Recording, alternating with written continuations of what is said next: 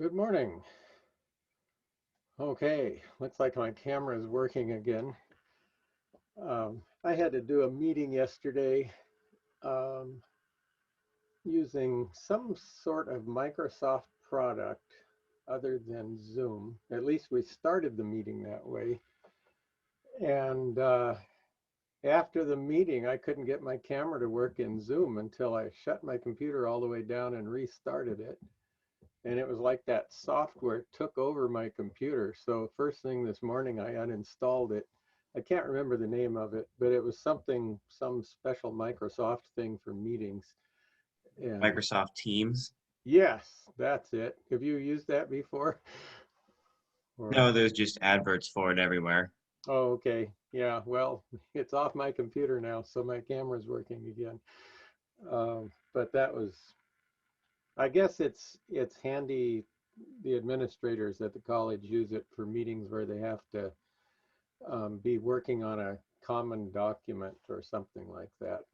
But there's also Google Docs for things like that as well. So, um, and I'd never even used Google Docs before, but I have some students who use that instead of Office. And this morning I had to find out how they could save a Google Doc as a Word document so they can submit it for their assignment. They've got a test makeup assignment in astronomy, and I'm having them run it through this software called Turnitin. Have any of you ever used that before in a class? Um, Yeah, sometimes it flags stuff like I'd have my name at the top of a paper and it would say that my name was plagiarized because some other person from like Laplace, Louisiana turned in a oh, paper. yeah, it does flag things unnecessarily sometimes, but it will also, if an entire paragraph is taken from Wikipedia, it'll catch those, and that's what I don't want to see. Um, Yeah, it's flagged things like I've had students use the phrase Milky Way galaxy before, and it flags that as plagiarism. And how else are you going to say that? Uh, I guess the galaxy of the Milky Way or something like that, but that's probably going to get flagged too. But that's all right. Today, we're going to start dealing mathematically a bit with the induction that we saw yesterday. And before we do that, I wanted to talk a little bit about something that we've been dealing with where when we look at the magnetic force or the force that a magnetic field exerts on a moving charged particle uh, being perpendicular to the direction of motion. And so it'll be proportional. If you're looking at the force on a moving charge, it's QV cross B, where V is the velocity. But velocity with respect to what? That's the curious thing. If you were on a moving charged particle, or if you imagine yourself as the moving charged particle, you would think you were at rest. And there would be a force acting on you that causes you to accelerate in some particular direction. People may disagree about relative velocities, but they won't disagree about the fact that something is accelerating. And so you would be accelerating in some particular direction, and you'd have to know what force was producing that. And these were questions that Einstein wrestled with when he was developing his special theory of relativity. And there's a part of special relativity that we're not going to get to. It's a little bit more advanced than we want to, but it shows how electric and magnetic fields will transform moving from one reference frame to another. And going from a reference frame in which there is a magnetic field into acting on a particle into the reference frame of the particle, the magnetic field will transform into a purely electric field. And you can go the other direction as well, have electric fields transform into magnetic fields. And it was Einstein's special theory of relativity that provided the final tying together of electricity and magnetism, and that's why we call it electromagnetism. It started with the observation that an electric current will produce a magnetic field. This was observed back in the 1820s, and then Faraday discovered what we saw yesterday, that there is an induced EMF, and we didn't do the chapter on DC circuits, but the term EMF is a bit inaccurate in lots of ways, but you can think of something like a battery as providing EMF, and it actually provides a potential difference is what it provides, or it produces an electric field in the conductors that you hook up to it. And but there will be this induced EMF. In other words, there will be an induced electric field in these conductors if the magnetic flux in their region is changing in time. And so Einstein was wrestling with those things, but that was observed, let's see, Faraday, I can't remember when he worked, but by about 1860 or so, he was pretty much nearing retirement, and the work he'd done was being expressed mathematically by James Maxwell. And Maxwell came up with a set of 4 equations describing electricity and magnetism, and worked with those, and from those he developed a wave equation for electromagnetic waves, combined electric and magnetic fields traveling through space, and found that they travel at the speed of light, which they thought was an unrelated topic, but they realized that visible light and all other, well, is just a form of electromagnetic radiation. And so by the 1860s or so, people realized that there were all these links between electricity and magnetism and optics, and so they fell under one umbrella now instead of being 3 separate topics. And then Einstein comes along and in 1905 shows that whether you experience an electric field or a magnetic field depends purely on your frame of reference.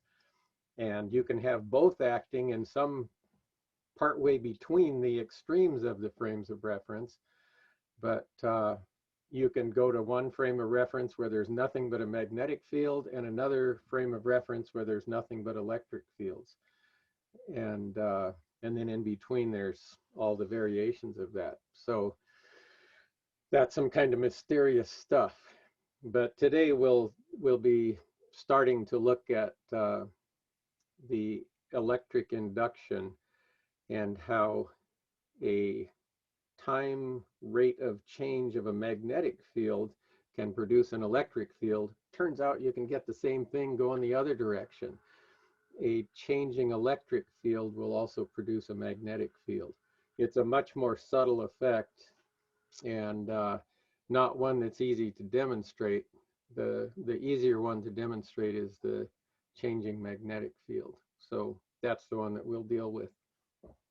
All right, so let's dive into, I probably want to move this. Dive into screen 2 here, which should just be the IPEVO visualizer, I think. Well, that didn't work. Okay, I was going to try and get rid of that. All righty. Faraday's Law of Induction, I didn't make it a big print here, but it's, in words, it's the induced EMF in a closed loop equals the negative of the time rate of change of magnetic flux through the loop. And in an equation form, I couldn't find a symbol in my equation editor. There may be one in there, I just didn't have time to track it down, but one for EMF, which usually looks like kind of a scripty E like this.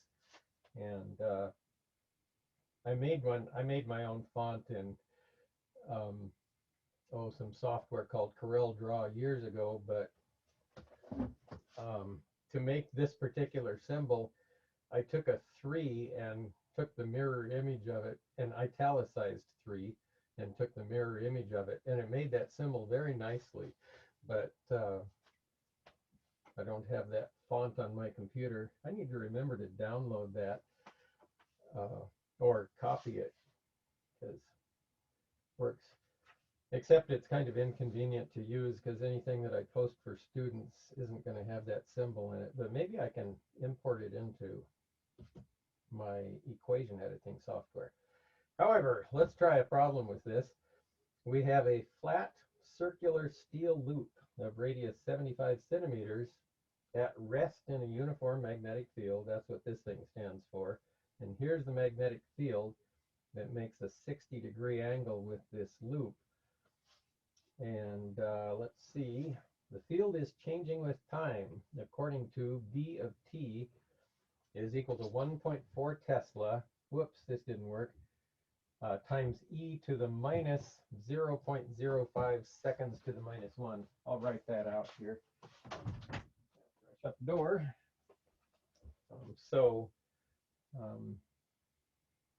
B as a function of time is equal to 1.4 Tesla, so it's going to have a pretty large maximum value here. And then e to the minus 0.057 seconds to the minus 1 times t. And by having those units on this constant that's up here, you'll have your exponent on the e be dimensionless. And so it won't contribute any dimensions to the magnetic field, only the constant in front does. So find the EMF induced in the loop as a function of time. Well, first we need to develop an expression for the flux through the loop as a function of time. And the flux of the magnetic field through that loop will equal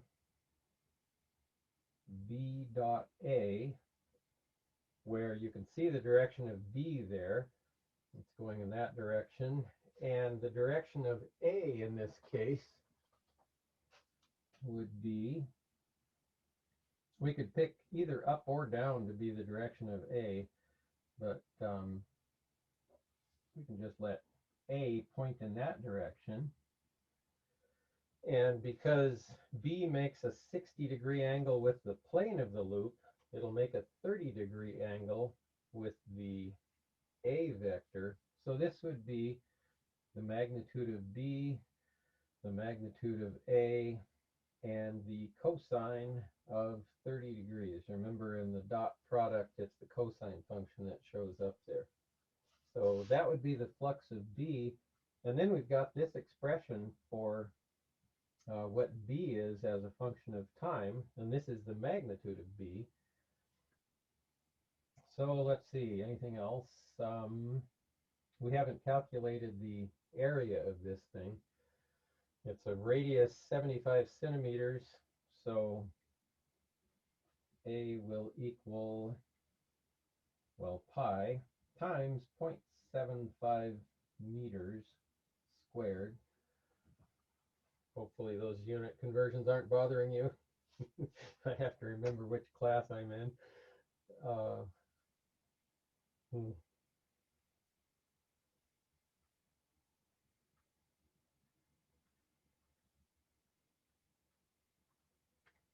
Okay, and I get about 1 point, let's see, I've got 2 sig figs, so 1.8 meters squared.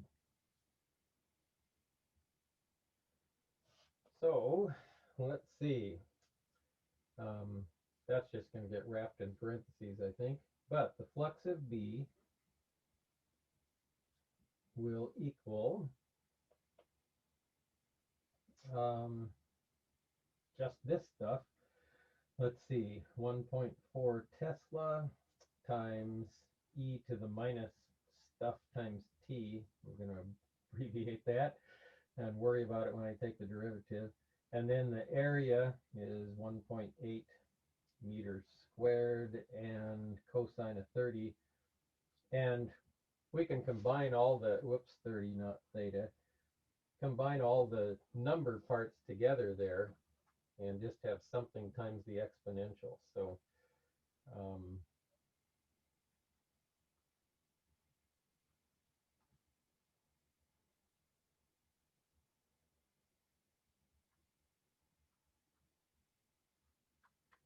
and I get about 2.14.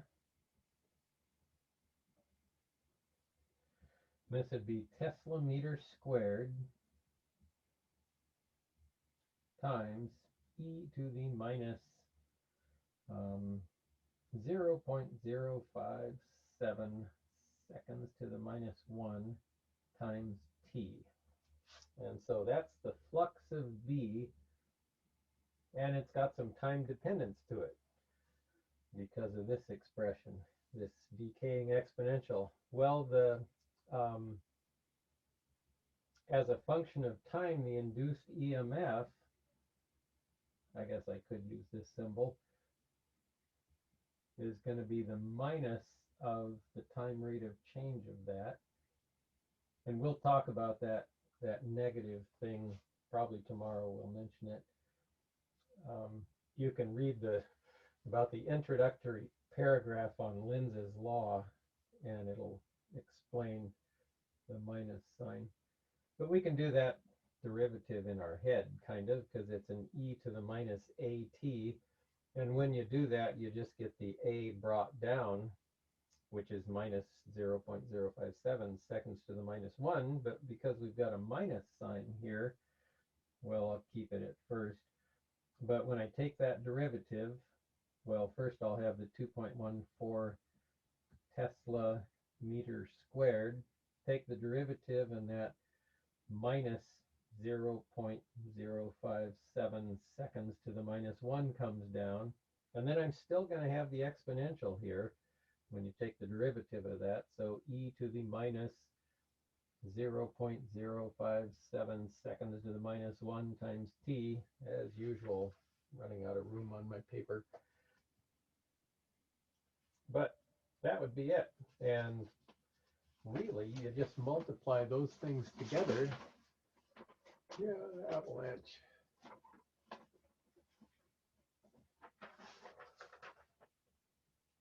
Now, what's a Tesla meter squared? Well, let's see. A Tesla was a Newton per amp meter, wasn't it? I think. Or does that, where is it? I'm going to have to bring those. Yeah, I think that's right. Okay, quantities used in electricity and magnetism. Yes, a Newton or a volt second per meter squared. And in this case, I've got a volt second per meter squared times a meter squared. That's going to make that go away. Times a second to the minus 1. And so this whole thing is just going to be volts. So the induced EMF will be that number times the 0.057 volts. And comes out to be not much, 0.1. We've only got 2 sig figs, so I better just keep 2. 0.12 volts, and that's our constant, times the e to the minus 0.057 seconds to the minus 1 times t. And this part of the expression, an e to the minus t, means it's a decaying exponential. And so the induced EMF will start off with a maximum value of 0.12 volts when t is 0, and then it continues to diminish after that. Let's see. When is the induced EMF equal to 1/10 of its initial value? Well, we can find that by just taking 1/10 of that initial value and say 0.012 volts, that's 1/10 of its initial value, times e to the minus 0.057 seconds to the minus 1 times t will be, oh wait, this one doesn't have the 0. It'll equal, at some time, it'll equal 0.012 volts. All right, this is the initial value, or the expression that we're solving for it. And if you divide both sides by this, you'll end up with e to the minus 0.057 seconds to the minus 1 times t is equal to 0.10. And so my guess is you would probably take the logarithm of both sides of this thing. And so if you do that, you'll get minus, do I have to write out that? Maybe I should. Anyway, take the natural log of this side and the natural log of this side, and natural log of e to the anything is anything. So minus 0.057 seconds to the minus 1 times t is equal to natural log of 10, and natural log of 0.10, I mean, which is negative. So if I solve for t, it'll be natural log of 0.10, which is minus 2.303, or minus 2.3, divided by minus 0.057 seconds to the minus 1. This thing is dimensionless. And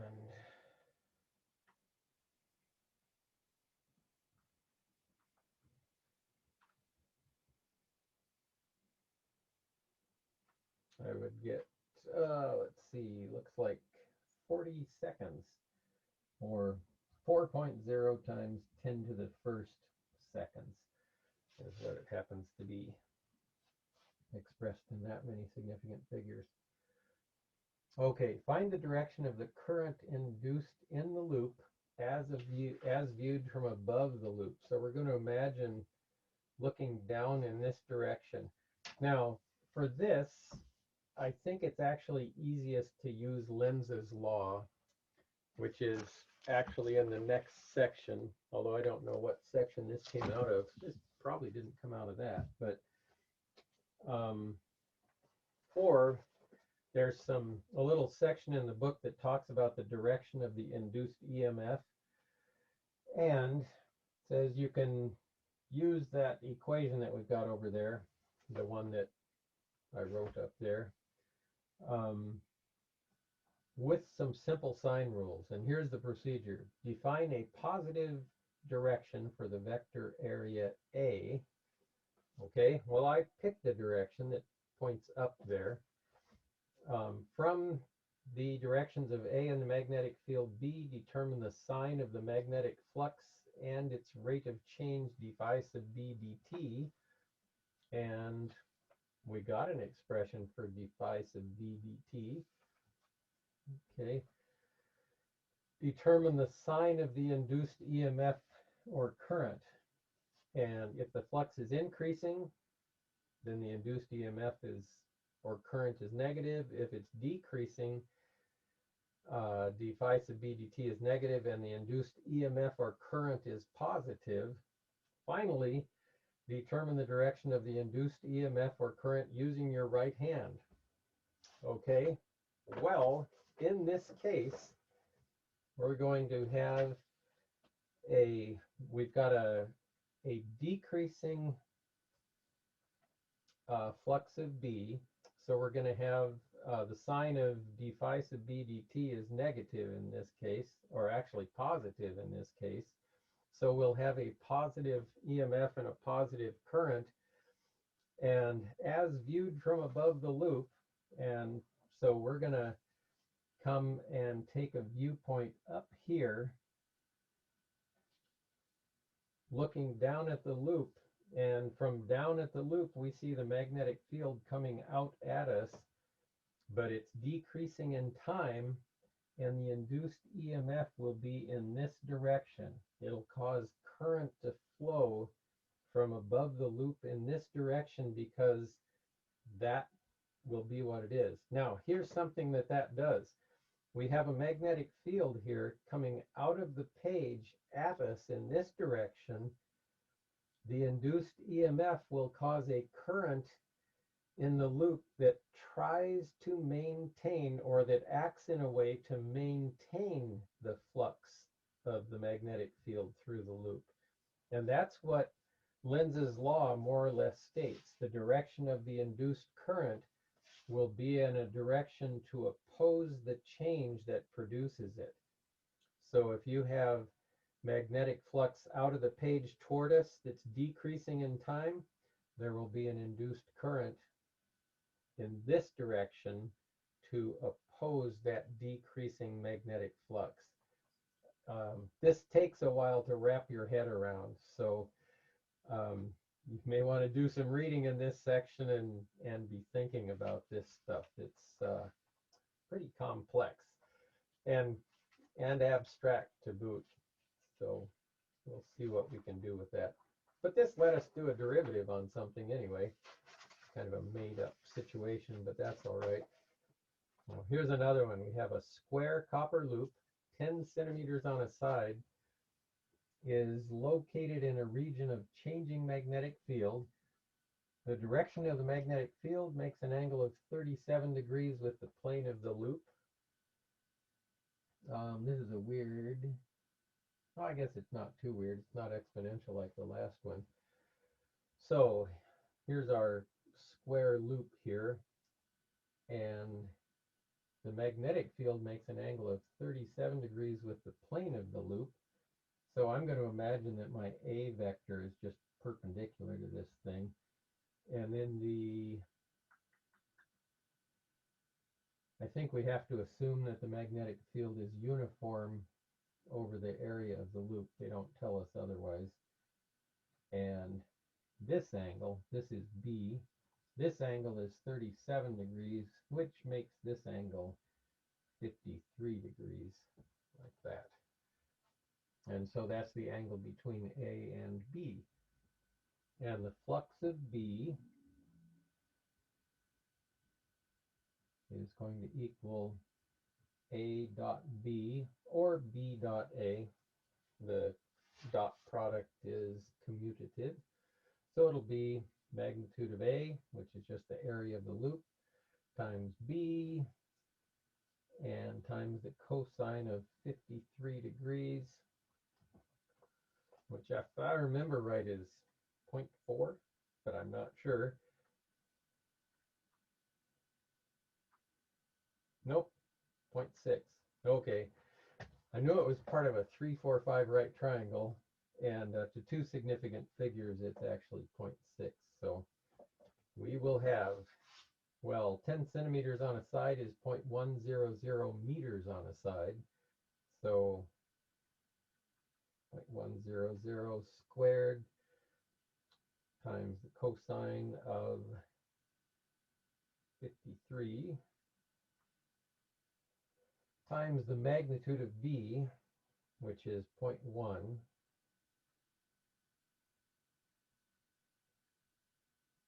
and so we will get the flux of B is equal to 6.0 times 10 to the minus 4th Tesla meter squared times that time-dependent part here. Oh, wait, that wasn't right.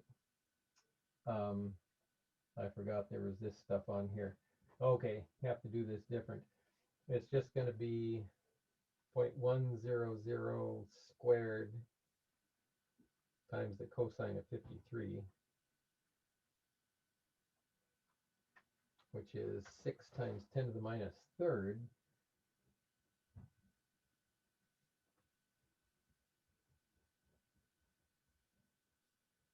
meter squared times that magnetic field, the 0.10 Tesla plus 1.00 times 10 to the minus third Tesla per second times T.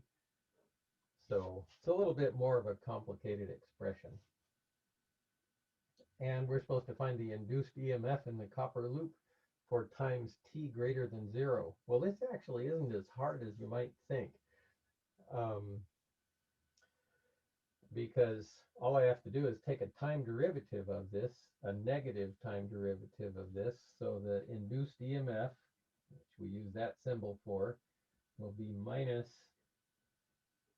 d phi sub b dt. And let's see, this first term is a constant, so it disappears when you take the derivative of this. But this one times that is not a constant, so I'll have this multiplying that, and when I take the derivative with respect to t, I just lose the t, not an exponential or anything this time. So that looks like 6.0 times 10 to the minus 6th with a minus sign, 6.0 times 10 to the minus 6th, and I just multiplied this number times this one, and it will be Tesla meters squared per second. And I think that's it. Yeah, don't have anything else. But a Tesla meter squared per second, I'm pretty sure is a volt, because a Tesla is a volt second per meter squared. So yeah, the induced EMF will be minus 6.0 times 10 to the minus 6th, which is a microvolt. So not a lot of current in this case. Let's take one of these problems and make up a different type and see what happens.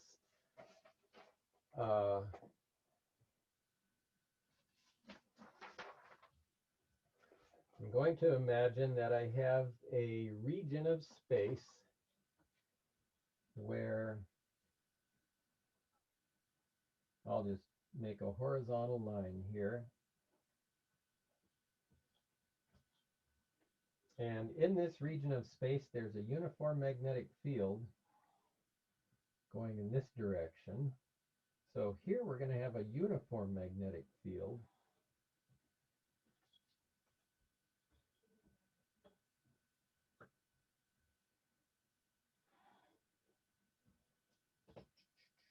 That looks reasonably uniform, and it also extends down here. So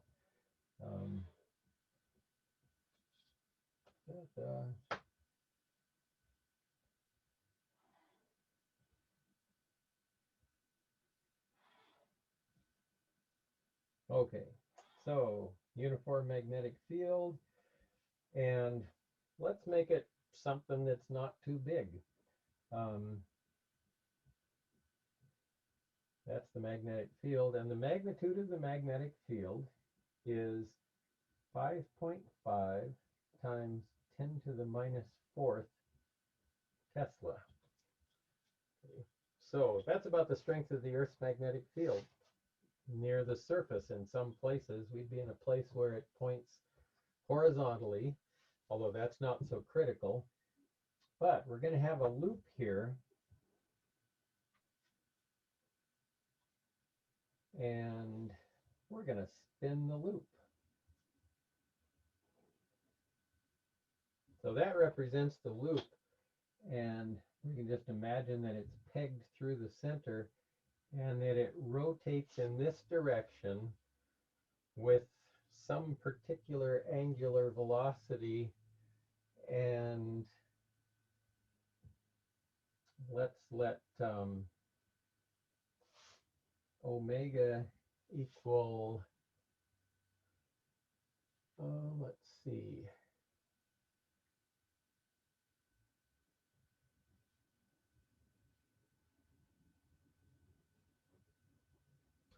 200 pi radians per second, and see if we can come up with an expression for the induced EMF in the loop in that case. Okay, well, it might be easier to do if we imagine this loop at some point as being tilted so that its area vector points in this direction, and then it'll make some angle theta with the magnetic field, and the magnetic flux that's through the loop at that time would be A dot B, which is going to be A B cosine of theta. But we're interested in the time rate of change of this thing. A and B aren't going to change in time, but theta is, with this as the time rate of change of theta. And so, well, that's going to be kind of interesting. All right, so the induced EMF minus, oh, I didn't make up an area for this. Let's just let the area equal 1.0 square meters.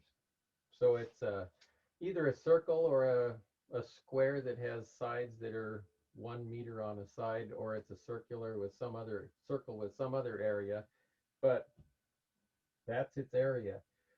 So minus d by dt of AB cosine theta, and I made up this number so that this is 100 times 2 pi. 2 pi radians per second would be 1 revolution per second. We've got 100 times that, so it's 100 RPM, or no, revolutions per second, that this thing's going to be undergoing. So that's what's going to contribute to this. When I take the derivative of this, the only thing I get a derivative on is the cosine theta term, and that'll end up being the sine theta times d theta dt with a minus sign, which kind of wipes that out. So I'll have A times B. I can leave the minus sign on there if I want. I'll do this in steps. D by dt of cos theta, and theta is going to actually equal, or d theta dt is omega t, or just omega, I think. Let's see. I think that's right. This angle could equal omega t. Theta could equal omega t. Yeah, that's the way it could work. If it's rotating in that direction. Yeah, let's replace that with omega t. All right, the derivative of the cosine function is minus the sine, and so the induced EMF will be A, B, sine, and omega, sine of omega t. So the induced EMF is going to vary sinusoidally with a voltage this big. And so we've got 1.0 meters squared for A. We have 5.5 times 10 to the minus fourth. Let's see, let's call it a volt second per meter squared here. And then omega was 200 pi radians per second. Now remember, a radian is just a placeholder word. And then I've still got the sine omega t on there. So what's that going to look like?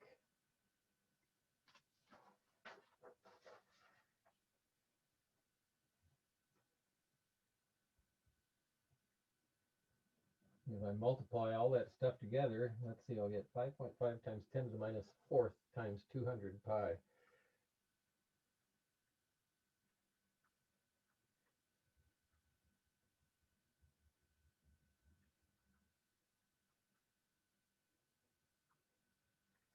which actually doesn't give me a whole lot, but it's about 0.35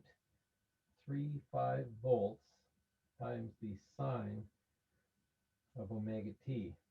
We're rotating this thing in a weak magnetic field, or a not particularly strong one. It's just Earth's magnetic field, wherever I wrote it down up there. It's gone now. But we've got a little electric generator. It is spinning pretty fast, 100 revolutions per second. So you could hear that humming at a 100 hertz sound, I guess. But anyway, you get some electricity generated. One year when I was teaching this class, I had a student who they had just taken some copper wire off one of the circles, irrigating things, whatever they call those things. Those things that are, like a quarter-mile long that have sprinklers on them that wheel around in the fields around here. And so he brought in this wire, and that was, I don't know, it was at least 100 meters long. And we just went out in the parking lot and stretched it out. And it probably wasn't 100 meters long. It was shorter than that by the time we doubled it back. But with one arm of it, we basically played jump rope with it, and then took the two ends of it and chomped some alligator clips onto it and the wires, and hooked it up to a galvanometer. And while they were swinging this thing around, playing jump rope with it, basically, you could see the needle on the galvanometer just pulsing back and forth and back and forth.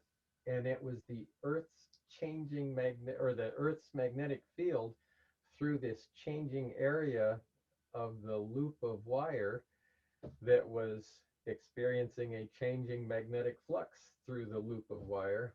And that's what caused the current in the wires. And it wasn't much, but you can't swing a long piece of wire all that fast. But it was enough to show up on a galvanometer. So you could generate electricity with some kind of a moving wire in a magnetic field. And actually, that was something they tried out on a space shuttle mission.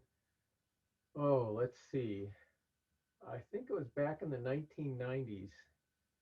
And all they did was hang a wire from the space shuttle down, and it sort of hung down as a result of that as they're moving through this changing magnetic field above the Earth's surface. And actually, in that case, it was motional EMF. You can generate a potential difference in a wire just because it's moving through a magnetic field. And I think it failed the first time because the wire broke and fell, probably burned up in the Earth's atmosphere, or maybe not. It might not have ever gone fast enough because it would reach terminal velocity. But I never did hear the final result of that experiment. They thought possibly it could be used to, in addition to having all kinds of solar panels on something like a space station, you could maybe generate some power with that. But since they've added more and more solar panels to the International Space Station, I think they decided that was the better option. Also, it would introduce drag that you wouldn't have before, and they already have to attach